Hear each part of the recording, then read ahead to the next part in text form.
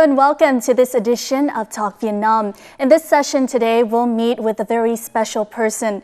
Now, this British man is a battling adventurer who sold everything he had in order to fund a trip cycling around the world. Starting in November 2012, he has been able to cover a distance of over 30,000 kilometers across 29 countries in Europe, Asia, Africa. And now he's here in Hanoi. And there is actually one more reason that makes his trip all the more spectacular and like none other. And we'll learn more about that very reason in the following session of Talk Vietnam. But for now, we would like to invite you, ladies and gentlemen, to give a warm welcome, a big round of applause to our guest today, Mr. Derek Boocock.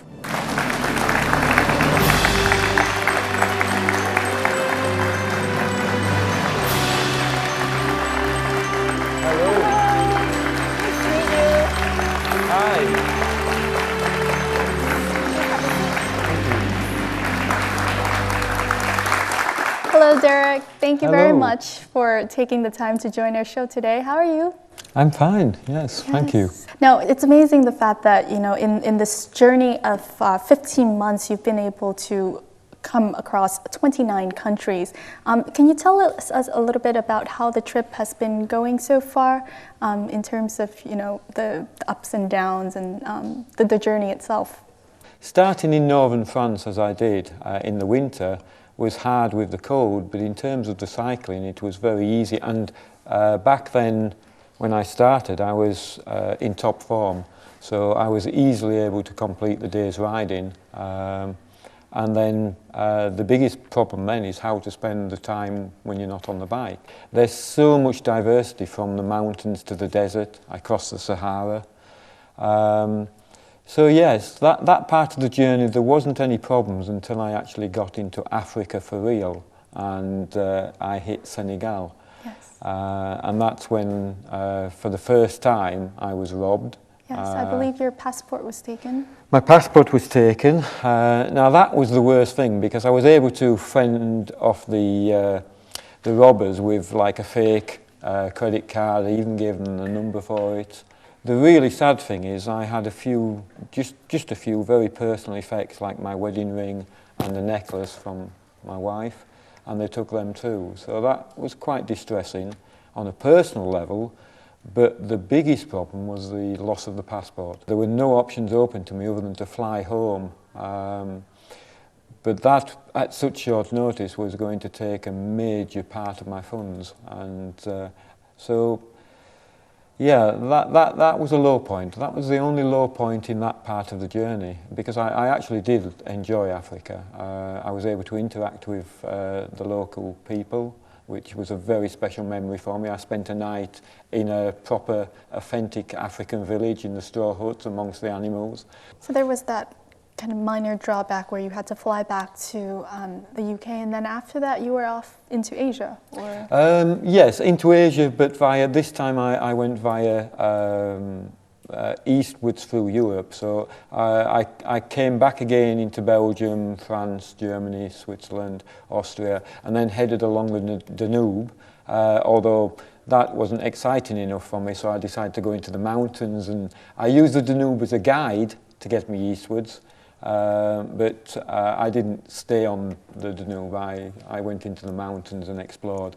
But that was pretty special too, because I entered countries like Hungary, Slovakia, Romania, which was absolutely wonderful. I spent another 8 weeks travelling through Turkey, an amazing country. Very difficult because I had 50-degree temperatures. Oh dear.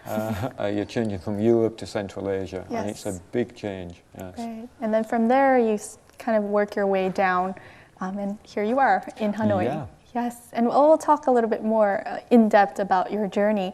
But let's go back to the very beginning. I mean, I mentioned in the beginning that you were an adventurer who basically sold everything you had in order to make this trip come true. But what was the motivation behind it? Tell us about the story. Well, back in 2005, I'd been planning to ride across America. And the idea behind this was have a try at riding across America and see if I liked it, and then consider doing a round the world trip. But the America trip didn't happen because I got prostate cancer in 2005. So that was put on hold, and in the doctor's office, when I was given the news that my cancer had returned, I can honestly say it was an instant decision that I was going to travel around the world. It didn't take any thought whatsoever.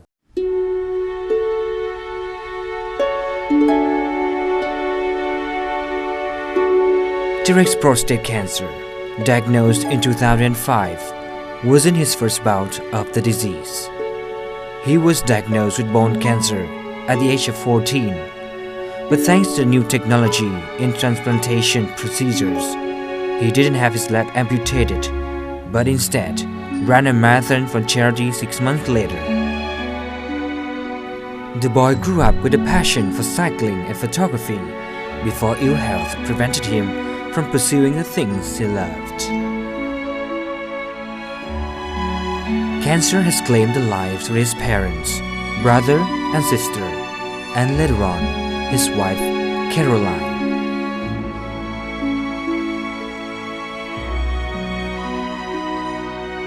His heartbreak and the news that his prostate cancer had returned in 2012 plunged Dad of two into a deep depression. Despite his doctor's warning that completing some of the most dangerous sections would be impossible, Derek Boocock sold or gave away all his possessions and hit the road for one last journey, knowing there was a chance he wouldn't return.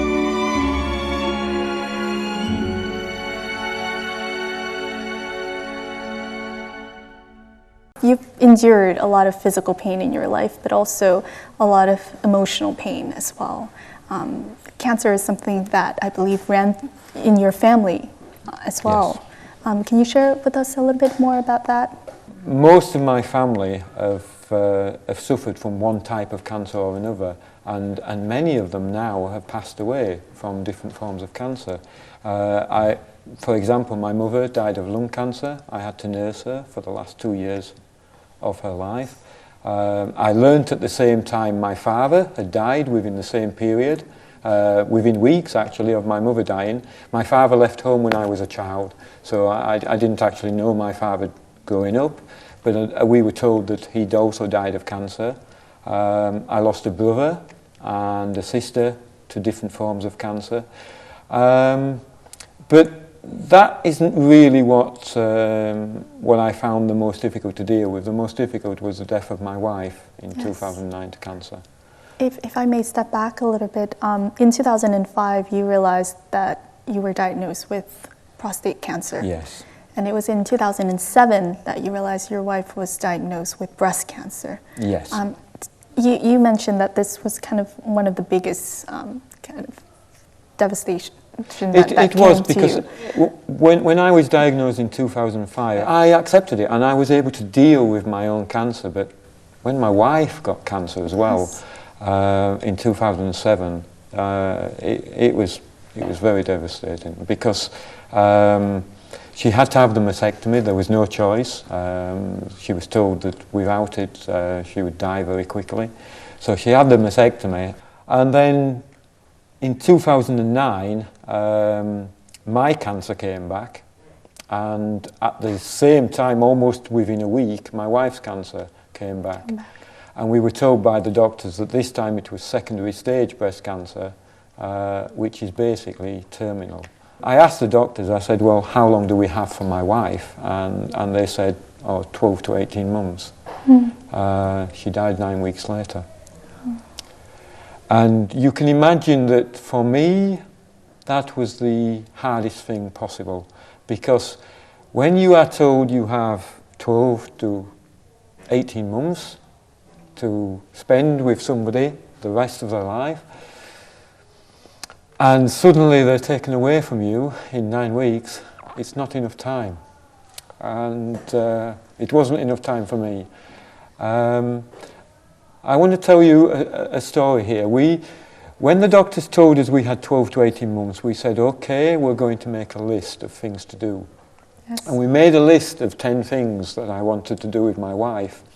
And the first thing my wife wanted was, my faith had carried me through. My faith had carried me through the hard times ever since I was a child. And so Caroline had seen the change in me through my faith and how it had helped me with our difficulties. And she said, I want to be baptized. I want to know the faith that you have in these trying times. And her second wish was she wanted to renew her wedding vows, and we did this. And her third wish was she wanted to return to Scotland. Because we'd holidayed in Scotland for many years and it was her favourite place in the world. Well, we couldn't afford to go to Scotland. We didn't have any funds left. We'd used most of our funds to sort of like try and stave off the illnesses and this, because we'd had to go private for some of the treatments. Exactly. And another really good story is one of our local charities in Bradford where we were living. They knocked on the door 2 days after we heard the news and said, we want to take you to a holiday for 2 weeks, and they paid for the holiday to Scotland for us. Yes. So we got to Holland. So the point of the story is I got to do the top 3 things with my wife, which sort of like helped against losing her so quickly, but not enough. And so I fell into the worst illness. I mean, depression is worse than cancer, because with depression, you don't want to live. You don't want to do anything. Your life becomes meaningless. You wake up some days and you do absolutely nothing. And I lost contact with my friends, my family. I didn't return phone calls. I refused to answer emails. It was a difficult time for me. Yes. How long did that period last? If I'm really honest, I tell people that, it didn't last very long. It only lasted 12 months maybe. But the truth is that the depression didn't leave me until the doctor gave me the news. And you might think this is crazy, and people will say, well, how can being told you have terminal cancer be good news? But for me it was the best thing that had happened to me since my wife had died. How so? Because it lifted me instantly, like the decision to go cycling. It lifted me instantly out of depression. I had a reason now to live. I had a reason to live. I had a reason to go on this cycle trip around the world. And it was like, you know, if you can imagine being under a huge weight, and it's like the weight being lifted. I felt free for the first time in 5 years. Yes. The doctor told you how many months that you would have? The doctor said to me, Derek, you know, your cancer has returned and there's very little point in us giving you treatment this time. When he told me that, I said to him, that's fine, I'd like to go cycling. And he said, that will be really beneficial. Where will you go? And I said, I was thinking of cycling across the roof of the world, the Pamir Highway, and onto the Himalayas. And this doctor's known me for 30 years, and he looked me in the eyes, a smile spread across his face, and he said, Derek, you need to choose an easier challenge. Yes. What you are proposing is impossible. He said, you won't even be able to cycle in 12 months, you may well be dead. So he said, it's impossible. And I simply turned round to him and I said, I like impossible, thank you for being so candid with me, and I walked out the office. Yes.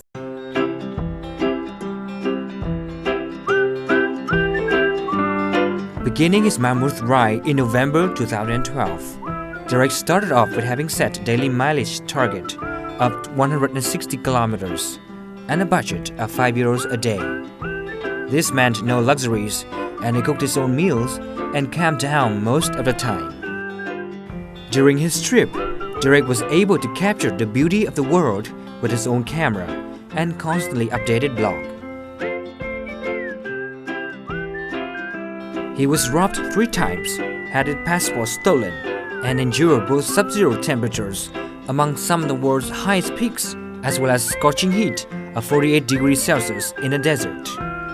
But all that was a breeze to the solo cyclist compared to nearly being killed in a head-on crash with a jeep in the Wakhan Valley on the Pamir Highway, known as the roof of the world, one of the loneliest places on earth. Although the illness made him lose weight, dropping from 73 kilograms at the beginning to 55 kilograms as of now, he has no intention of stopping until he achieves his dream of riding across America. In the time that you first started, did you find cycling alone difficult? The hardest part about solo cycling is what goes on in your head, and that's the hardest part to deal with, because you spend an awful lot of time off the bicycle, and you have to fill that time, and it gives you a chance to think and to ponder, and you have to have a very strong mindset to cope with it. I believe so anyway, and I've spoken with other solo cyclists, and they admit to the same. And the strange thing is that many solo cyclists, when they finish their journey, I know of two that I've been speaking to, they fall into a depression. Yes. Because they cannot fill their day anymore. Cycling for over a year without anything but contact with strangers is very, very difficult. You miss the family, you miss friends and comradeship, and just something as simple as a hug can mean an awful lot to you, which is why I use a term in my blog many times, the kindness of strangers. And that's what keeps you going. It's and this is what you'll remember on a cycle trip like mine. You won't, well, you will. You'll remember the sights and you'll remember the countries that you visited, but your overriding memories will be the people you've met. Yes. And the hugs they give you. Right, yeah. Exactly. Can you share with us some of the highlights in your trips? I mean, you've been so many places, 29 countries, as we said, but some of the highlights that stand out. Armenia in the stands. I believe you mentioned that as one of the most beautiful places that you've been to. Until I came to Vietnam, Armenia was my favorite country for three reasons. The first reason is the people. It's one of the poorest countries in that particular area, and one of the poorest countries in the world, but in that particular area it's landlocked and surrounded by much bigger countries. But the people will give you everything they have, and I have first-hand experience of that. I really have. I was taken in and given what little food they had. I shared what I had. It's very humbling. So the people are beautiful. The next is the scenery. The scenery there is just absolutely amazing. For such a small country, it will only take you 2 weeks to cycle around Armenia, but there's so much to see. And the third reason is the architecture, the churches and monasteries. And being a Christian, that's important to me. Let's fast forward now to the past few weeks. When did you first get into Vietnam, and tell us about your journey so far down to Hanoi? I arrived at the border of Vietnam and people said to me, okay, be prepared, Derek, to have your Lonely Planet guide taken away from you. Be prepared for 3 or 4 hours at the border. They'll empty out all your bags and give you a lot of hassle. Expect the worst. So I'm cycling from China and thinking, oh, heaven knows, I've just had a really horrendous time in China. I really could do with something good happening here. And I arrive at the border and I go through the Chinese side fairly quickly. They couldn't wait to get rid of me. I'd been there for 2 months, and I hand my passport to the Vietnam officer behind the desk, and he takes one quick look at the passport and says, "Welcome to Vietnam." And I said, "Oh, thank you." And he flicks through the passport, not even really looking at it, and says, "Do you have any Vietnam currency?" And I said, "No, I still have to get some." And he said, "Oh, outside, just to the left," he said, "is an ATM where you can get currency." And he said, "Enjoy your stay in Vietnam." And it took literally 2 minutes to pass through. And they never wanted to look in my bags or anything. It couldn't have been a nicer introduction to Vietnam. That's a good first impression. Yeah. Entering Vietnam in early February 2014, Derek Boocock has so far visited several places in the north, including Sapa, Điện Biên Phủ, Hạ Long, Cát Bà, and Hanoi. He wrote in his blog that after 15 months of traveling across the world, so far, Vietnam is his favorite country. He loves the scenery, the real mixture of culture and people, and of course, the food.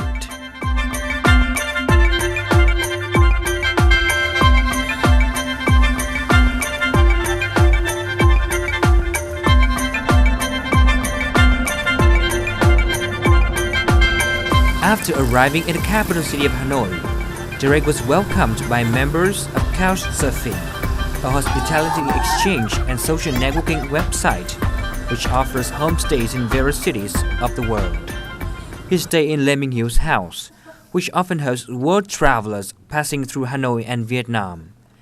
Hill decided to help him for free because of his inspiring story. Rất nhiều người đi vòng quanh thế giới và người ta đi với nhiều ý nghĩa mục đích khác nhau. Và chỉ đơn giản người ta đi được thử thách chính mình, để ngắm cảnh. Có khi người ta đi vì vay một cái quỹ, hay là người ta đi về một sự tài trợ để quảng cáo cho một hãng xe hay gì đó. Nhưng mà riêng Derek, ông ấy đi bằng trái tim của ông. Bản thân cái việc đi vòng quanh thế giới đã là một cái việc rất là dũng cảm rồi. Nhưng cùng với cái vượt lên trên cái nỗi đau của ông ấy thì mình thật sự cảm động.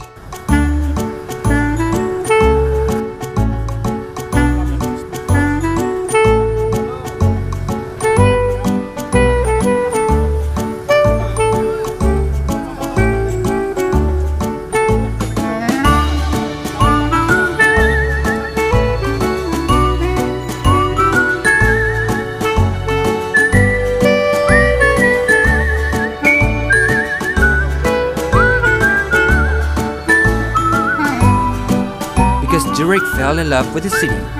He decided to spend some more days here as a way to enjoy his chill-out rest period before heading for the Ho Chi Minh Trail and the south.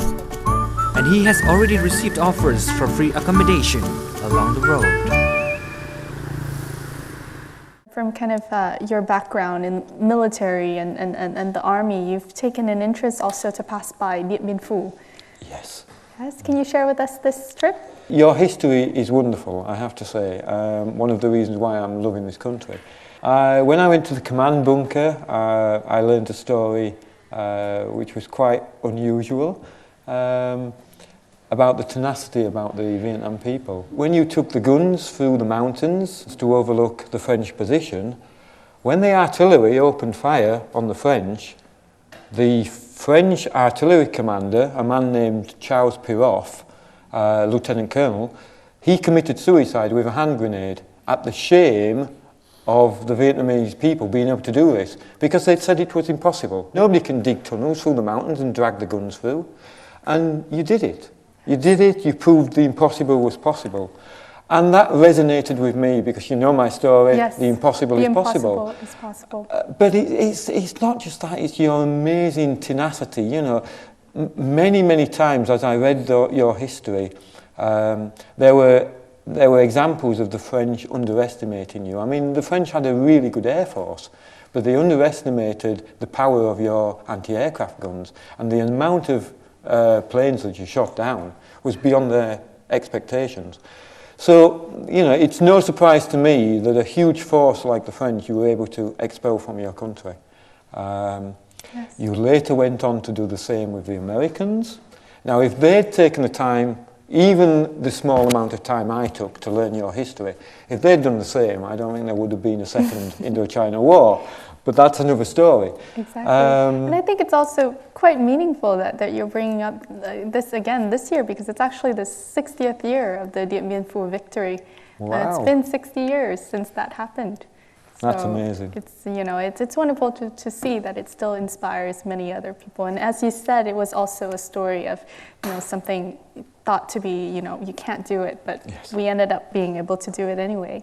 Now, talking about Hanoi, you said that you originally planned to stay here for only 4 days, but you've been here for a few weeks now. How do you feel being here in the capital city? I know that you're not into big cities that much. I had misgivings about coming to Hanoi initially until I got here, and I actually enjoy riding in amongst the traffic with my bicycle, you know, in amongst the scooters, in amongst the cars. I actually do enjoy it. People think I'm crazy. You're probably the first person that I've spoken to on their first visit to Vietnam that enjoys the traffic. Oh, no, I do. I do enjoy it. I see it as a challenge. I'm not frightened because, believe me, if you can cycle in London, London is probably the most dangerous capital city in the world. Yes, quite crazy city to cycle. To cycle in. So if you can cycle in London, you can cycle anywhere in the world. And I get a great buzz out of cycling.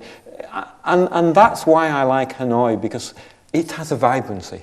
And that's shown in the traffic, but it's also shown in the food stalls, in the cafes. I mean, you have so many cafes here that serve so many different kinds of cuisine. That's another reason I love Hanoi. Yes. Do you like the food? Oh, I love the food. I love the food here, yeah. But what I love about this country the most is your youngsters and the way they've accepted me. You know, I mean, I'm old enough to be their grandfather, yet they welcome me with open arms, hugging me most of the time, something which I've sadly missed a lot of. And they have this expectation of a great future for the country and for themselves. And the doctor, he looked me in the eyes. During a short time in Hanoi, Derek had a few sharing sessions with Vietnamese youngsters. They came first out of curiosity, but later on became so inspired by his story. Derek was successful in spreading his message of never giving up and overcoming own hardships in order to achieve their dreams. Cảm giác của thương bác ấy là một người biết cái căn bệnh tình của mình, nhưng mà bác vẫn kiểu cố gắng nỗ lực vươn lên và hoàn thành ước mơ của mình. Và sau khi kiểu thương thấu hiểu bắt đầu cảm phục bác và cái khâm phục cái ý chí và cái sự lạc quan yêu đời của bác. Em cũng có đam mê đi du lịch vòng quanh thế giới, và từ câu chuyện của bác thì dường như nó đã tiếp thêm cho em rất nhiều cái sức mạnh và cái đam mê, làm cho em cảm thấy đam mê hơn và em sẽ cố gắng nhiều hơn để thực hiện được cái ước mơ của mình. Guillem Volsterio, a Spanish national currently living in Vietnam, also made a world bicycle tour with his wife in 2011. After hearing Derek's story and meeting him at his bicycle shop, Guillem felt a connection right away. Derek's journey is certainly different from what he experienced a few years ago. I think for the circumstances he passed, he's really strong mentally, because he's dealing with an illness, and at the same time, the life on the road when you're cycling is very strong. So I think he's really a top star on this cyclotouring world. Derek himself took inspiration from sporting queen Jane Tomlinson, an athlete from Yorkshire who raised £1.85 million for charity by completing a series of athletic challenges despite suffering from terminal cancer. He is now passing on that inspiration to others with his own story, and by sharing that, he can also improve himself.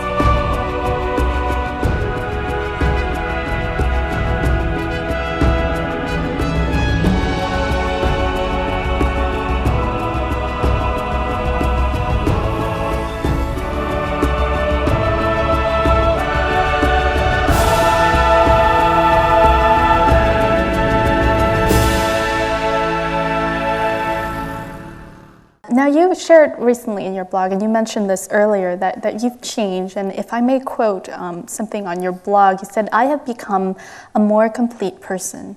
I'm no longer the selfish guy who left England on November 13th, 2012. Not only do I now share my story, I share everything I can, and my goal now is to give something back." Can you elaborate on this? Yes.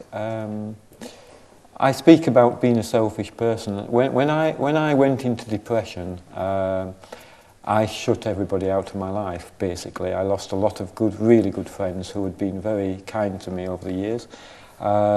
And I basically built a wall up around myself.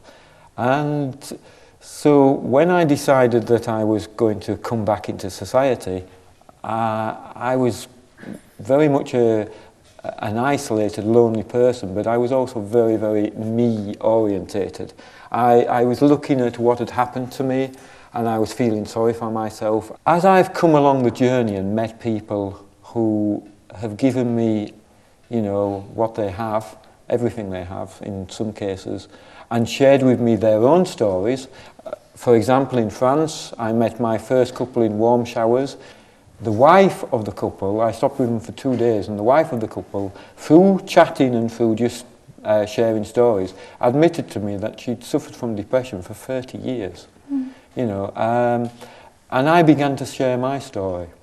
For the first time, I started to speak to strangers and share my story. And through doing that, along this journey that I've been on, through doing that, I started to open up. I started to actually begin to like myself. The realization that I'm actually affecting people's lives and I'm actually doing good now has made me begin to like myself. Well, I do like myself now, but it took a long time. It did take a long time. What are some of the other stories of the people that you've inspired, or the people that you've been able to share your story with and made a difference in their life? Well, one of the things that I'm the most proud of is I began cycling with another British cyclist called Clive from England, and we cycled together for quite a while, and during this time Clive confided in me, which was quite unusual because he again was a very close person, but he confided in me that his father actually had cancer. And so I immediately became interested, and the doctors say, oh, he's okay at the moment, they're giving him 12 to 18 months to live. So anyway, we ride together for maybe 4 or 5 days, and he turns around to me and he says, oh, my father's got an infection. And I said, Clive, you need to go home. And he said, what are you talking about? I said, Clive, you need to go home. I said, it's not with cancers. With most types of cancers, it is not the cancer that kills people. I know, I've seen too many and I've done too much research. With cancers, it's more often than not a complication and usually an infection that will kill people. And it will happen so quickly. And it can happen very, very quickly. This is what happened with my wife. So I said to Clive, I told Clive this, and he said, no, the doctors say he's okay, that he's going to be okay. I don't need to go home. I don't want to finish my journey, And I said, please, just take my advice and go home. Anyway, he did. He phoned his sister and he got on a plane home. 2 days after he arrived in England, his father died. He was able to see his father in the hospital before he died. And Clive wrote me an email afterwards, and the words in that email will resonate with me for the rest of my life, because he couldn't thank me enough for helping him to see his father one last time. Yes. So, yeah, that's one of the good things I've managed to do. Yes. There's a part, where there's a certain time in life where, you've only realized that you've got so much time with the ones that you loved, and to make the most out of that time. Yes. It's something that a lot of people actually do not realize until they've lost someone they love. Yes. And the following clip, we'll come to another uplifting story. Now, here in Vietnam, there are actually quite many people who share kind of the same story with Derek, who have overcome and trying to overcome their disease and their illness in order to see a sense of positivity and motivation and overcome the daily hardships of their illness. And Derek, during his trip here in Vietnam, was able to meet one such person, and we'll see more about that story in the following clip. The Pediatric Oncology Faculty of National Cancer Hospital No. 2 in Hanoi is the place Derek chose to visit a young man of great will and optimism, Chử Đức Liêm.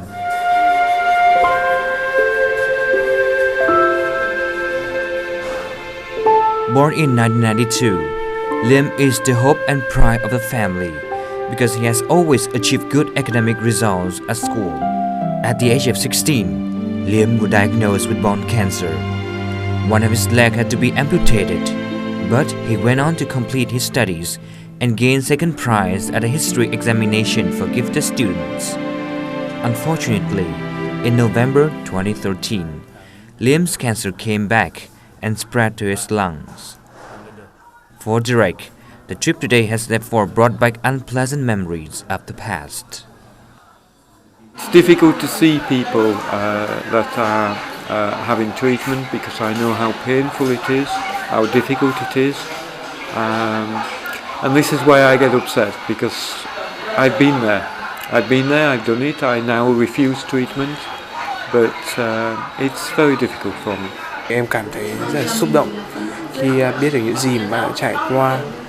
Vậy và thực sự lúc đó em cảm thấy rất là khâm phục cái nghị lực phi thường của bác và cái việc của bác khi bác đã có thể vượt qua được những cái biến cố rất là lớn như thế trong cuộc sống của mình. Và đặc biệt đó là một cái hành động của bác, đó là đạp xe đi qua các nước. Từ đó thì em đã học tập được rất nhiều ở bác, đó là nghị lực vươn lên cũng như là cái tấm lòng sống vì cộng đồng và sống cho mọi người.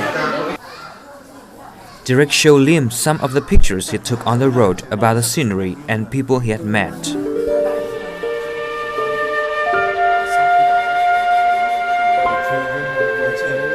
In return, Liam told him about his participation in a lot of social activities to encourage cancer patients to be optimistic and believe in life.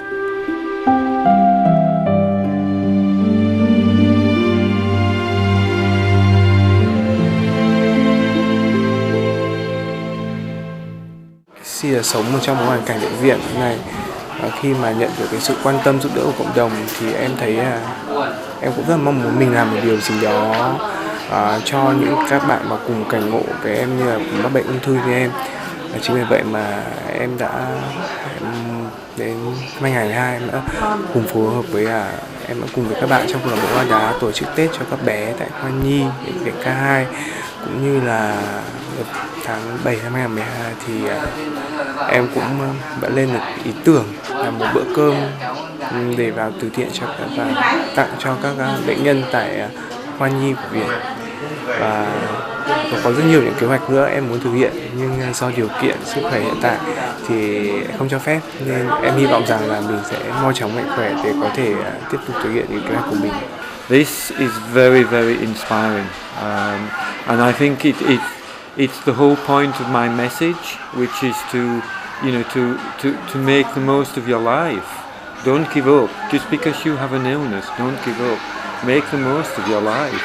And he is doing so. And I will go away, and I will go away a better person for meeting him. This has come from Kazakhstan.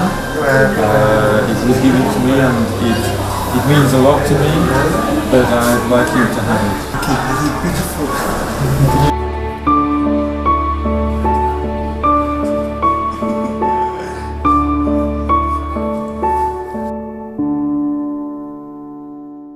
Now, Derek, I understand that you've met today a young man named Chu Đức Liêm, who has been able to kind of prove an inner strength, just like you.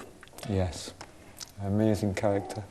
Yes, tell us about your visit to the hospital to meet him. I think today for me has been one of the hardest days of my tour so far, because meeting Liam brought back all my old wounds. I went to the ward, I saw the other cancer patients, it brought back memories of my wife being pumped full of drugs, and me also. It was very painful, but it was also the most inspiring day that I've probably had so far. What really inspired me about Liam was the fact that he's got a positive energy about him. I could tell that just from sitting next to him. And that's my message to other people. Take comfort from people like Liam, and dare I say myself, because we have an air of positiveness about us, yes. And it grows, and people can see that. They can see it in us. I think that's very, very important. If you go around miserable and feeling sorry for yourself, and you're going to project that to other people, who are you going to help? Right. You're not going to help yourself, but you're not going to help any other people. But if you can share a message that you're actually going to try and improve your life, Liam has certainly got plans for the future. Yes.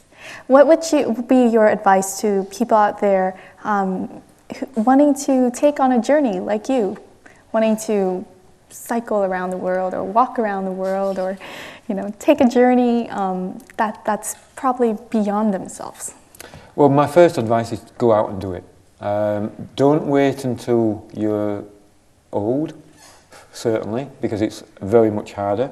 But you have to realise I was a very fit sportsman, so although I am quite elderly, I'm effectively 20 years younger because of the sports that I did. Yes. But no, what I would say to people is go when you're young. Take a gap year if you have to, but travel, because the people you meet while travelling will give you experiences more than any job will, more than any sitting behind a desk or classroom. Learning in life from travelling is, in my opinion, the best way to learn. So that's the first thing I would say. The second thing is do some homework, because it's hard. It's not all,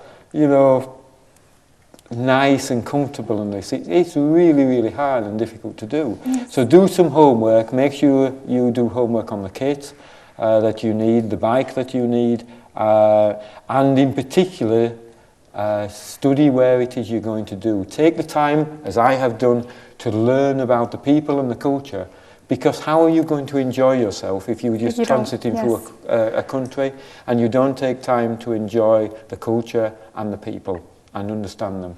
So that's some of my advice. And the last piece of advice is, if you're considering a journey solo, think very carefully, because it's hard work. Yes, you have to come well prepared, and not only, in terms of equipment, but also mentally. Yes. You have to be prepared as well. Well, thank you so much, Derek, for coming here and sharing your story with us. It's definitely touched me, and I'm sure it will touch a lot of our audience here in Vietnam as well as abroad. And I hope the fire that I see in you, this fire of positivity and of motivation, will continue to burn brightly in you, and that you will continue your journey with the best of luck and success. Okay, thank you very much. Thank you very much. Please give us a round of applause.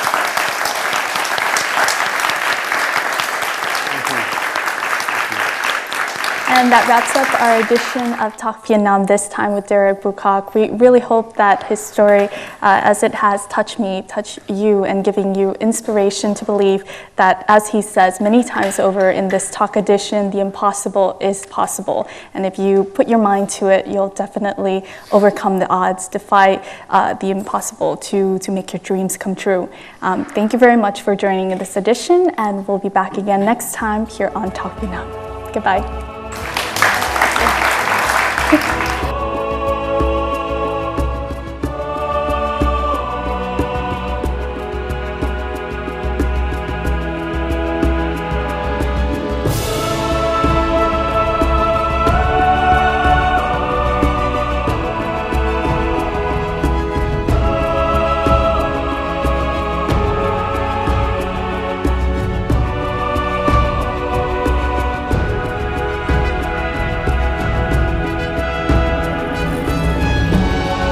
The darkest moments of my life are what has made me into the strong character I am.